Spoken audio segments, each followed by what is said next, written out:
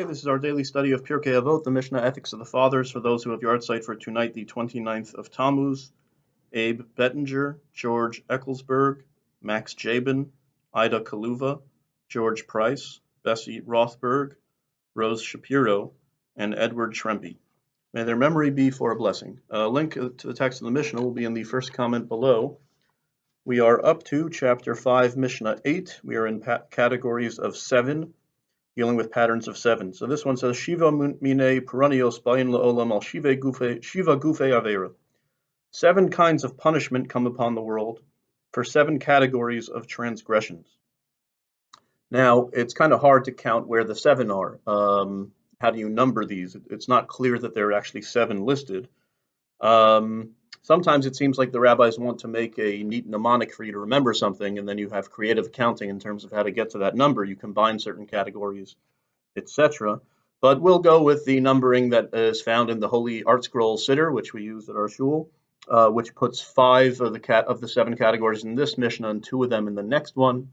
Why would it push off 2 to the next one? Maybe because those 2 are in a special category unto themselves. Okay, but let's go with that. So 7 kinds of punishment come to the world for 7 kinds of transgression. And now we're going to look at the first 5 in this Mishnah and the other 2 tomorrow. Now we should say up front, I've mentioned this before in Pirkei Avot, when it says that X happens because of Y, some kind of divine punishment, it seems to be speaking about olden times when God's providence was more pronounced, and now the rabbis have long pointed out that God hides his face from us and God's providence isn't as evident, but so this could be talking about in times past. Okay. But what are the punishments and the sins? Miksasan ma'asrin and miksasan einon ma'asrin, rav shel batzores ba. When some give their tithe and some do not give their tithe, a famine due to drought ensues. Miksasan re'evim, miksasan sveim. And then some suffer hunger while others will have their fill.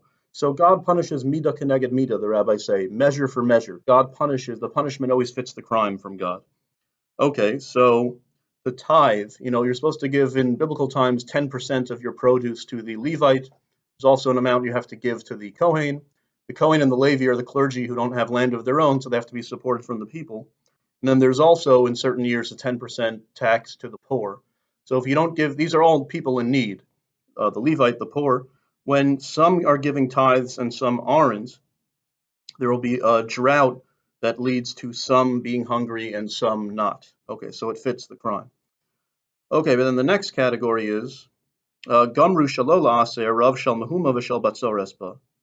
When everyone resolves not to give tithes, mass non-observance in the country, nobody's giving their tithes. Famine due to turmoil and drought ensues. So what that means is everyone's pretty much going to go hungry, because famine due to drought, some wealthy people can still procure food, but when there's turmoil, which means social turmoil, which really means war, then there's just going to be mass hunger, and then everyone will suffer from it. Okay. So the shaloli tol sachala rav shel kloya ba. And then number 3 is when all resolve not to separate challah, an all-consuming famine ensues. Okay. So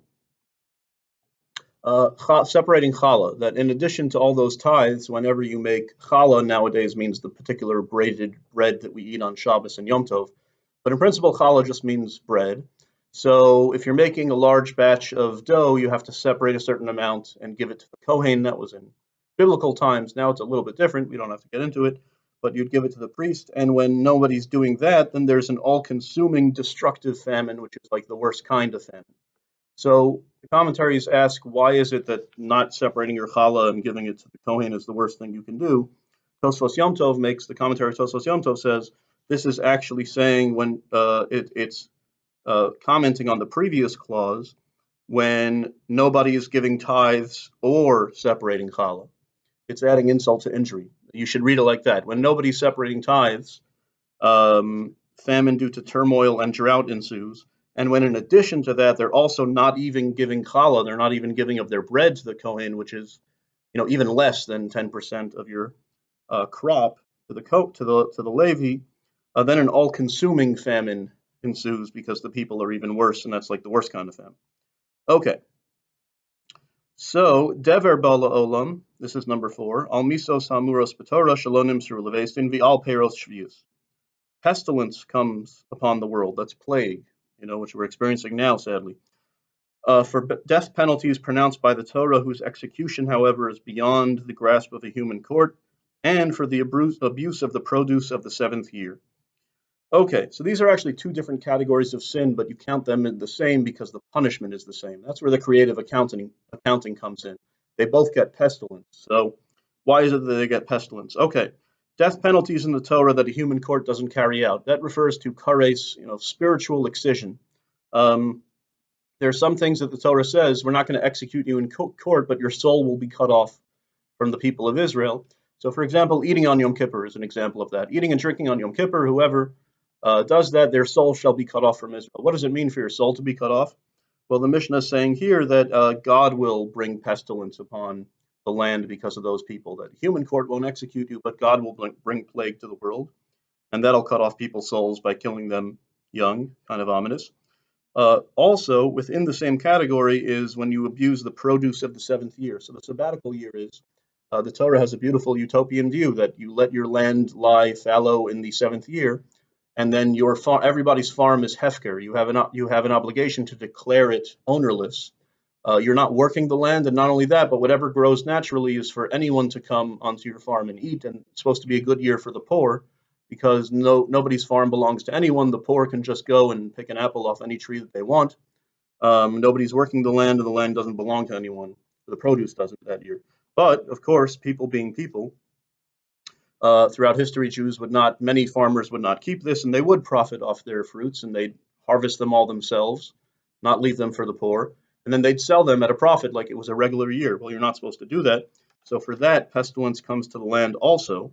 And the reason for that is, this is also from the Tiferes Yisrael, who says that by abandoning the poor to potential starvation, you're causing their death, and therefore pestilence will cause your death, measure for measure. Once again, very ominous. Okay. And then finally, category number 5, cherev bala olam al inoi hadin v'al ivus hadin v'al hamorim b'torah shelo k'halacha. This is one category. It's the 5th out of the 7, but 3 parts within it, okay, which are all related. The sword comes upon the world.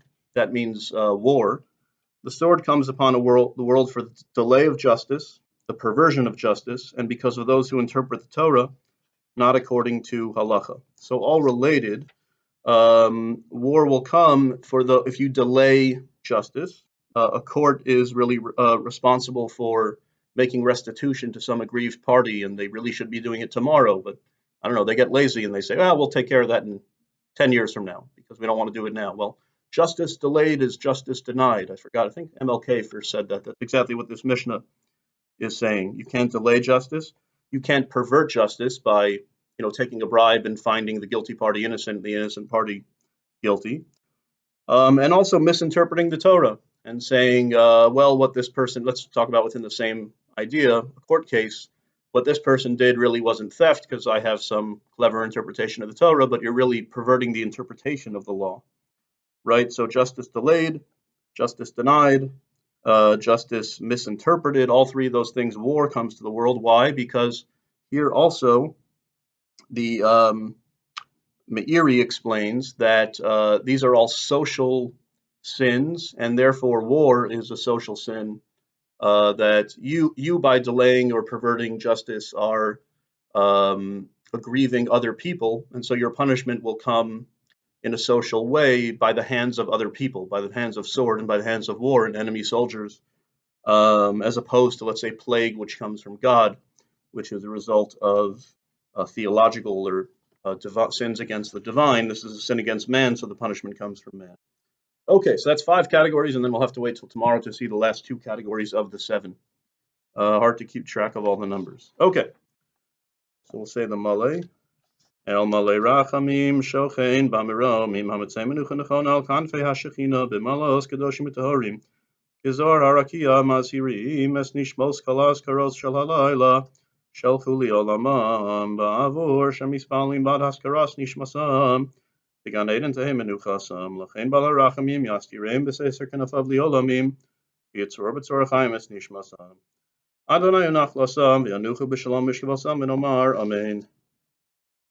And in English, O God, full of mercy, who dwells on high, grant proper rest on the wings of the divine presence, in the lofty levels of the holy and pure, who shine like the glow of the firmament, for the souls of Abe Bettinger, George Ecclesburg, Max Jabin, Ida Kaluva, George Price, Bessie Rothberg, Rose Shapiro, and Edward Trempe, in whose memory we study and pray. May their resting place be in the Garden of Eden. Therefore, may the Master of Mercy shelter them in the shelter of his wings for eternity. May he bind their soul in the bond of life. Hashem is their heritage. May they rest in peace. And let us say Amen.